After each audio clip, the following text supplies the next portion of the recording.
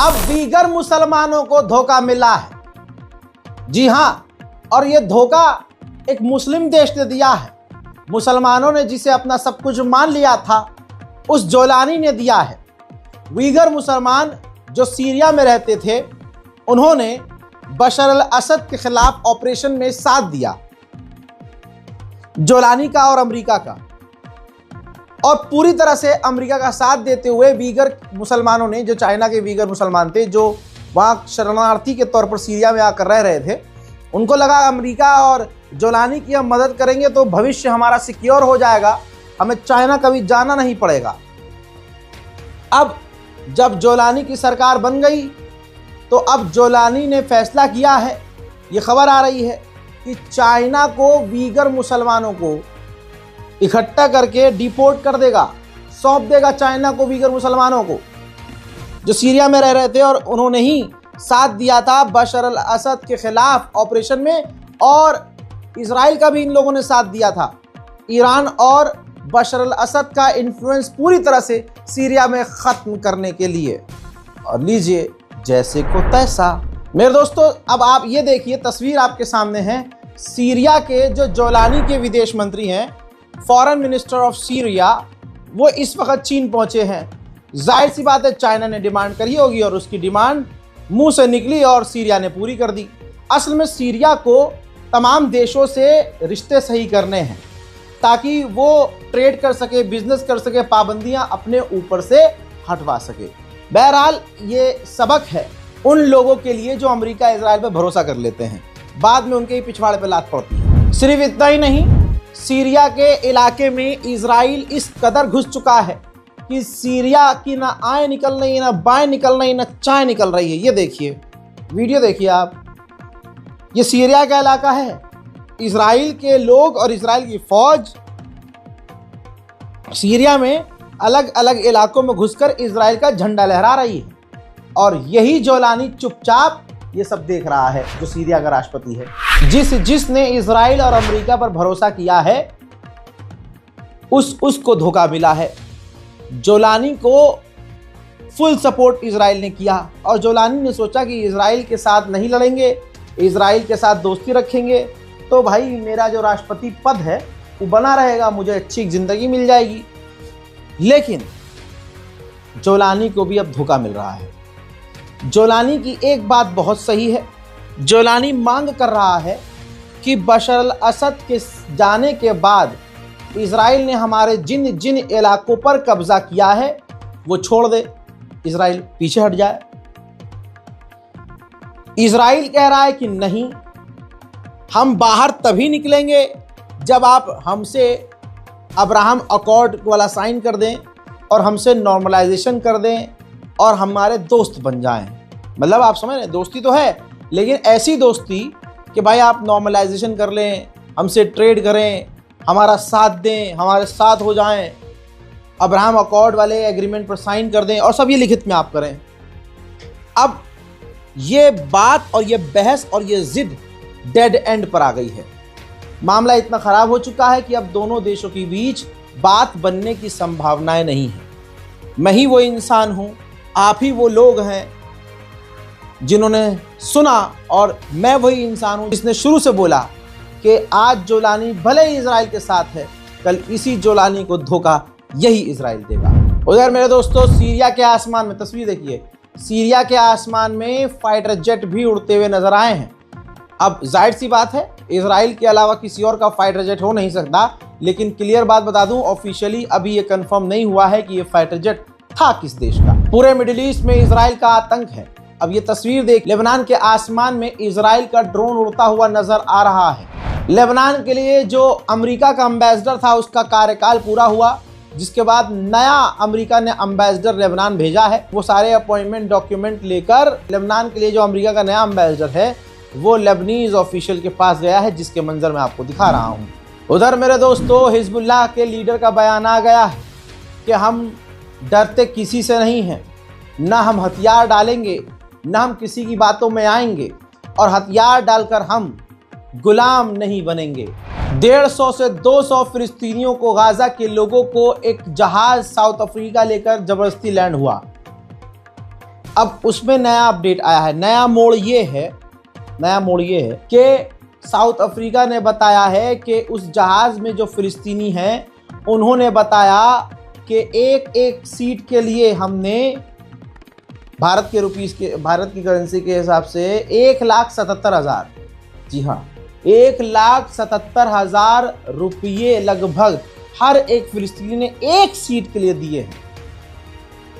तो पैसा भी कमाया इजराइल ने और उनको धोखे से जबरदस्ती किसी और देश में जाकर फेंक दिया। उधर यूएन को और यूएन के अधिकारियों को अमेरिका ने धमकाया है। ये रहा आपके सामने सबूत।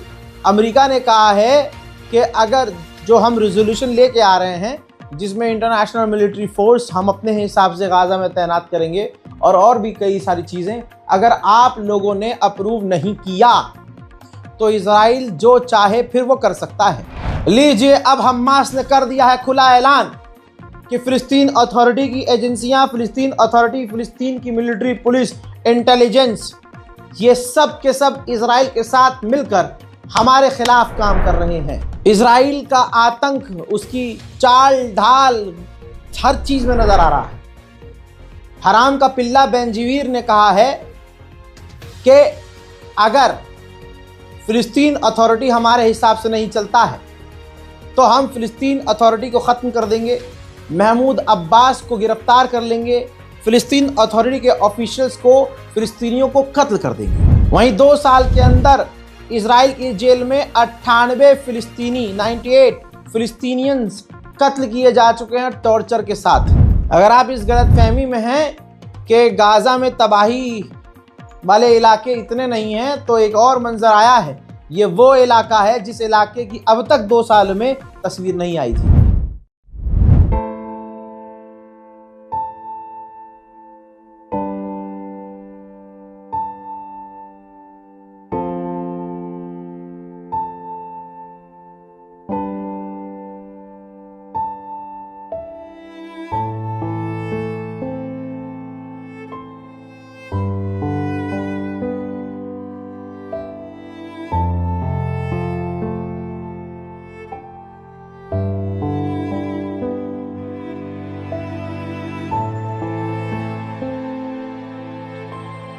उधर गाजा में जो सबसे बड़ी मुसीबत फिलहाल ये है, जो पानी कल तक तरसा रहा था लोगों को, वो पानी इतना बरसा है कि वही पानी अब मुसीबत बन गया है। चंद मंजर और दिखाना चाहूँगा।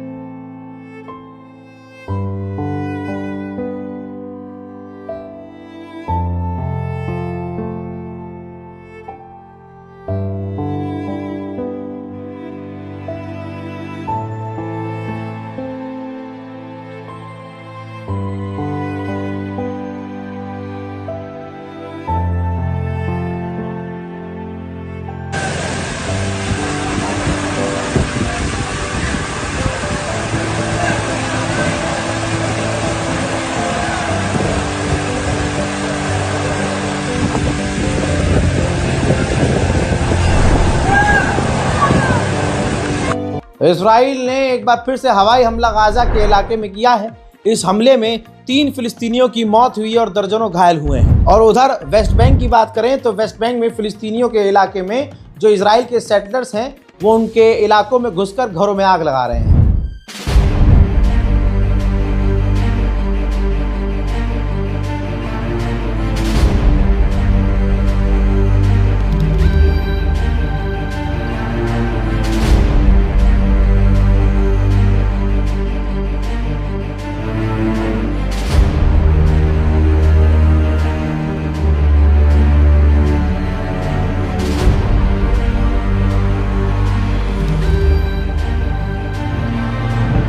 वहीं इजरायली अथॉरिटीज ने 2 अमेरिकी डॉक्टर्स को गाजा और वेस्ट बैंक के अंदर घुसने ही नहीं दिया और उनका मकसद ये था कि जो घायल हैं उनका इलाज किया जाए। अमेरिका के इलेक्शन न्यूयॉर्क के मेयर के जीत चुके हैं ममदानी, लेकिन जनवरी फरवरी तक अभी वही रहेगा जो पुराना वाला जानवर है, मतलब पुराना वाला मेयर है। आपके सामने तस्वीर है। फिलहाल जो अमेरिका का हारा हुआ मेयर है, जो अब नहीं जीता है, जो चंद दिनों का ही न्यूयॉर्क का मेयर है, ये कलभूषण जो है, ये कलुआ जो है वहाँ पहुँचा है, इजराइल नेतन्याहू से मिला है और जो यहूदियों की धार्मिक दीवार है, जो मानता है उनकी, वो वहाँ जाके पूजा भी करके आया है। सिर्फ यही नहीं, ये कलुआ जो है इजराइल की पार्लियामेंट में भी पहुँचा है। देखिए ज़रा, इजराइल की पार्लियामेंट में पहुँचा तो इजराइल ने ऐसा स्वागत किया है जैसे, अब सोचिए जैसा स्वागत किया इसने, ये देख कर लग रहा है कि अमेरिका के न्यूयॉर्क के इस मेयर ने, जब तक न्यूयॉर्क की मेयर की कुर्सी पकड़ी रखी होगी तब तक इसने इजराइल के हक में कितना काम किया होगा अमेरिका में बैठकर। हजरात, इस बनमानुस ने यह भी कहा, बल्कि यहूदियों को डराया है कि न्यूयॉर्क के अब यहूदियों को डरना चाहिए, संभल के रहना चाहिए, क्योंकि अब वहाँ सरकार बदल गई है, यानी अब वहाँ ममदानी है, मुसलमान है। और मुसलमान को तो समझ रहे हैं आप, मुसलमान से तो ऐसे डरते हैं जैसे इनकी अम्मा के साथ हमने 2 कप चाय पी लिया हो। अरे यार, आप हमेशा गंदा ही सोचते हैं दाद। इसके बाद ममदानी का एक इंटरव्यू आया, ये देखिए। उधर ममदानी ने कहा, फिर से कहा कि अगर नेतन्याहू ने न्यूयॉर्क पे कदम रखा तो इंटरनेशनल कोर्ट है, उसका जो वारंट जारी है, अरेस्ट वारंट, उसके तहत हम नेतन्याहू को गिरफ्तार कर लेंगे। मोहतरम हजरात, उधर ब्रसल्स में इजराइल के खिलाफ फिलिस्तीन के समर्थन में जबरदस्त प्रदर्शन जारी है। Free, free Palestine! Free, free Palestine! Free, free Palestine! Free Palestine! Palestina libre! Palestina libre! Palestina libre! Viva, viva! Palestina! Palestina libre! उधर ब्राजील में भी इजराइल के खिलाफ फिलिस्तीन के हक में सड़कों पर लोग उतरे हुए हैं। Free, free Palestine! Free, free Palestine! Free, free Palestine! Free Palestine! Palestina libre! Palestina libre! Palestina libre! Viva, viva! Palestina! Palestina libre! हजरात, स्पेन का भी यही हाल है। लगातार आवाज़ दबाने के बावजूद स्पेन के लोग फिलिस्तीन के लिए सड़कों पर हैं।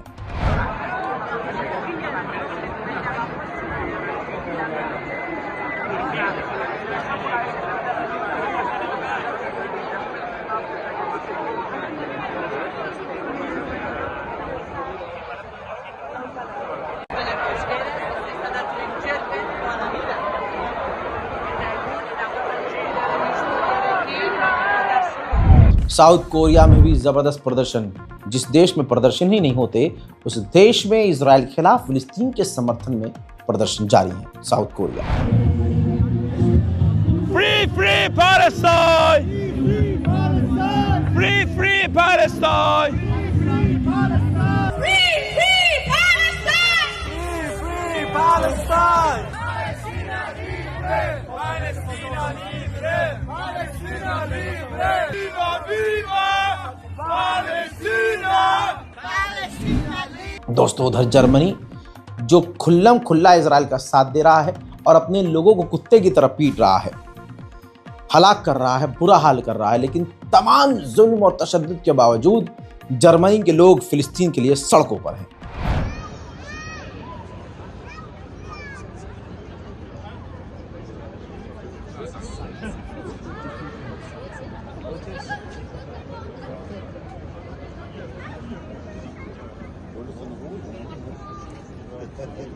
I know. Yada! Yada! Intifada! Yada! Yada! Intifada!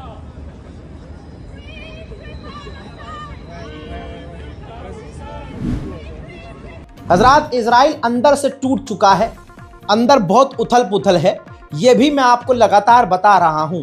Israel के पूर्व डिफेंस मिनिस्टर जो हैं, अब उन्होंने कहा है कि जो भी इजरायली व्यक्ति सेना में शामिल नहीं हो रहा है या इनकार कर रहा है, उनको गिरफ्तार करना चाहिए सीधा और उनके वोटिंग राइट्स छीन लेने चाहिए। इसी तरह से नेतन्याहू की सरकार के खिलाफ अब जो उनके साथी हैं बिदक गए हैं। तस्वीर आपके सामने, ये वो नेता है जो नेतन्याहू के खिलाफ भड़क गया है। इसने कहा कि इजराइल ने कैसे अलाउ कर दिया, नेतन्याहू ने कैसे अलाउ कर दिया कि अमेरिका को ये कह दे कि हाँ आप F-35 सऊदी अरब को दे दें। सऊदी अरब को F-35 मिलना हमारे लिए खतरा है। और ये नेतन्याहू ने इसलिए अलाउ कर दिया ताकि अमेरिका और सऊदी अरब इसके लिए नरम हो जाए, नेतन्याहू के लिए, और नेतन्याहू को इंटरनेशनल क्रिमिनल कोर्ट से बचा लें। और साथ उसके ही देश के अंदर नेतन्याहू के खिलाफ जो करप्शन चार्जेस लगे हैं वो भी हटवाने में नेतन्याहू को मदद मिल जाए। बात आई है F-35 की। देखिए F-35 जो आप सुन रहे हैं बार बार, ये दुनिया का सबसे एडवांस फाइटर जेट है, बहुत ताकतवर है, ख़तरनाक है। तो सऊदी अरब इसको लेना चाह रहा है। अब आपको बता दूं, इसमें नया अपडेट ये है कि अब सऊदी अरब को F-35 देंगे। ये कंफर्म कर दिया है अमेरिका के राष्ट्रपति डोनाल्ड ट्रंप ने। डोनाल्ड ट्रंप ने दुनिया भर की मीडिया के सामने व्हाइट हाउस में बात करते हुए कह दिया है कि हम मोहम्मद बिन सलमान को सऊदी अरब को F-35 फाइटर जेट देने वाले हैं। Saudi Arabia, tomorrow you're hosting Saudi Arabia. Are you planning to sell F-35s to Saudi Arabia? I mean, and also are you looking at doing a similar security agreement like you did with No, I am planning on doing that. Yeah. You're They gonna want to sell buy. F-35s? They've been a great ally. They've got to like us very much. Look at the Iran situation, what we did in terms of obliterating, we obliterated their nuclear capability. Yeah, I will say that we will be doing that. We'll be selling F-35s. Yeah. हज़रात मोहतरम, ये ख़ास video में middle east की और Gaza और फ़िलिस्तीन की जो दी है आपको जानकारी, अभी और भी जानकारियां हैं। दोस्तों, रज़ाग्राफी अनस्क्रिप्टेड चैनल हैक हुआ था, आपने अपना दम दिखाया, एकता दिखाई, और ये हाल यूट्यूब का हुआ कि यूट्यूब को कुछ ही घंटे में माफ़ी मांगनी पड़ी, हमारा चैनल वापस देना पड़ा। ये मोहब्बत की ताकत है, ये आपकी ताकत है। हज़रात मोहतरम, आपसे गुजारिश है, कल भी हमने इंटरनेशनल प्राइम टाइम जो वीडियो है, अंतर्राष्ट्रीय प्राइम टाइम, पूरी दुनिया की तमाम बड़ी खबर एक वीडियो के अंदर जो मैं देता हूं, वो मैंने अपने इस चैनल रज़ाग्राफी एक्सप्रेस पर डाली थी। बहुत लोगों ने देखा, बहुत प्यार मिला, बहुत खुशी हुई कि लोग भारी मात्रा में वहां भी आए। जाहिर सी बात है, सबसे मेन वीडियो, मेन रिपोर्ट आपको वहां दे रहा हूं, तो आपको वहां आना ही होगा अगर आपको दुनिया की तमाम बड़ी खबर चाहिए। तो आज भी अंतर्राष्ट्रीय प्राइम टाइम रिपोर्ट हमारी कोशिश है कि रज़ाग्राफी एक्सप्रेस इस चैनल पर दी जाए। तो चैनल को जाके सब्सक्राइब कर लीजिए, बेल आइकन पर क्लिक कर लीजिए और इंतज़ार कीजिए हमारे अगले अपडेट का। तब तक के लिए जय हिंद।